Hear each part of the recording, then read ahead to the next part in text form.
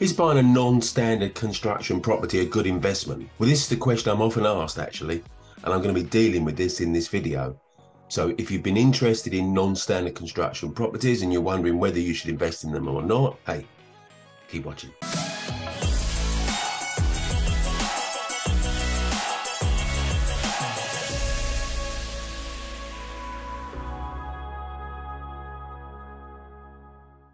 Non-standard construction properties. So should you give them a very wide berth, or should you jump straight in there and say, hey, yeah, give me some of these properties because they're good value? Now, my name's Kevin Wright, and I've got over 20 years experience in brokering every type of finance for every type of property that you could wish to buy. And I've been investing in property for longer than that too. So what we're going to focus on here is how mortgageable are these non-standard construction properties? Are you buying a good investment, or are you buying a proper lemon? And some of the questions that I get asked on this are: 1, exactly how mortgageable are non-standard construction properties? 2, what is the market for them if I ever want to sell? 3, does their value appreciate over time in the same way that standard brick construction properties would increase? So before we look at non-standard construction, what actually is standard construction?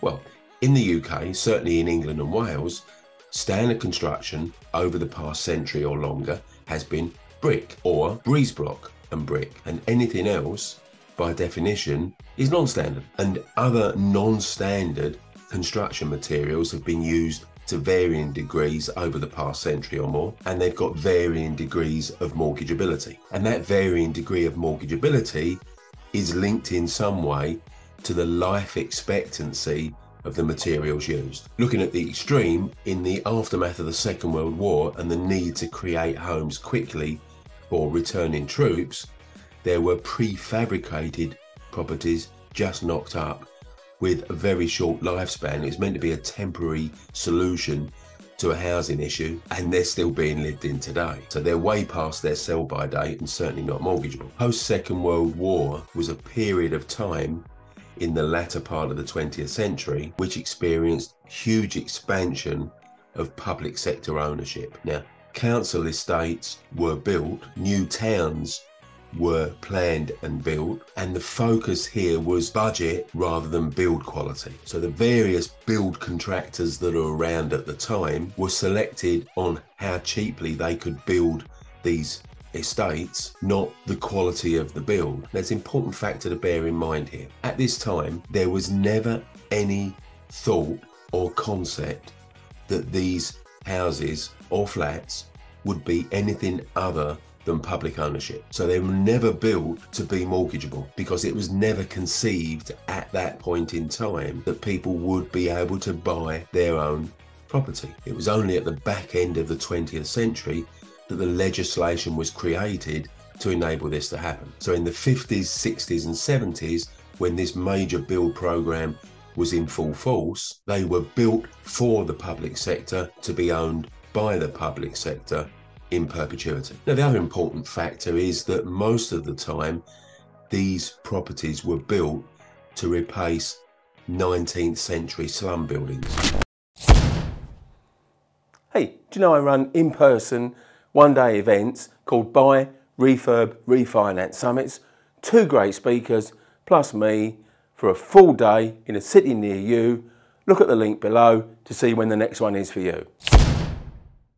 So even though they were built to a budget, they were still a vast improvement on the living conditions that existed prior to the Second World War. Now, over the last 20 or 30 years, mortgage lenders have built up an extensive database on the durability of every type of construction that they may get asked to mortgage. So the 2 critical factors here in determining the mortgageability is: what was the building material used, and who built it? Now, what is it that investors find so attractive about non-standard construction properties? And in a nutshell, it's simply this: they're probably 30%, sometimes even more, at a discount to standard construction brick built properties in the same vicinity, in the same area. So if a standard brick built house is, let's say, 300,000, a non-standard construction property could probably be bought somewhere around the 200,000 mark. Now that's going to vary area to area, of course. So cheaper to buy is a big attraction. And the second part that makes them really attractive to investors is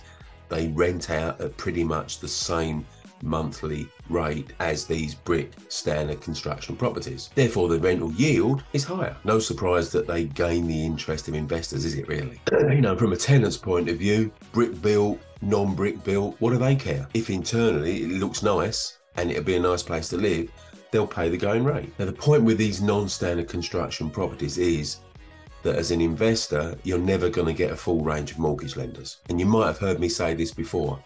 Mortgage lenders trust the normal and distrust the abnormal. So normal is brick or brick and block construction. They'll lend on that all day long, subject to it meeting their other criteria, of course. Other non-standard construction, well, they're going to take a view on it. And the view of some is always going to be, we're not lending. How many sit in the we're okay to lend or we're not lending camp is going to be determined by the two things I said. Which building material is it and who built it? Now, if it's not brick or brick and block built, what construction materials are usually used? Timber framed, concrete, steel, and the modern modular build. Timber framed can be broadly mortgageable, subject to, in many cases, the degree of insulation it provides. Concrete, whether it's poured concrete or block concrete, is not generally mortgageable. There are some exceptions, but some types of concrete are completely unmortgageable. Steel frame properties built for public sector ownership were built even cheaper than concrete, so they're pretty much unmortgageable too. Modular would be mortgageable, but modular tends to be something that's 21st century predominantly rather than 20th century, so of course the build quality is substantially higher, and therefore it's mortgageable. Public sector non-standard construction of the types that I've described generally appreciates in value slower than its brick or brick and block equivalent. So expect that 30 or so % discount to normal value to be maintained going forward in the future. So the reduced mortgageability acts as a cap or a limit on the capital growth. So they're always going to be that much cheaper than their brick-built cousins. So are they a good investment? Well, some of them may be a cash-only investment. The more limited the mortgageability, the higher mortgage rate you're going to have to pay. So it's a case of working out, possibly with your broker, that if you can buy them cheaper, up to a third, which means you're borrowing less, even though you're paying a higher rate, are you still making an acceptable margin on the rent you can charge? So in a nutshell, they could be a good investment, but it's going to be largely depend on what the construction material is and which constructor built it. So there we are. That's my property finance video for this week, and I'll be back next week with another property finance video. See you then. If you enjoyed watching this video, did you know every Monday morning at 8:30 I do a live Facebook Q&A. So if you want to start the week with checking out some answers to your property finance questions, click the link here.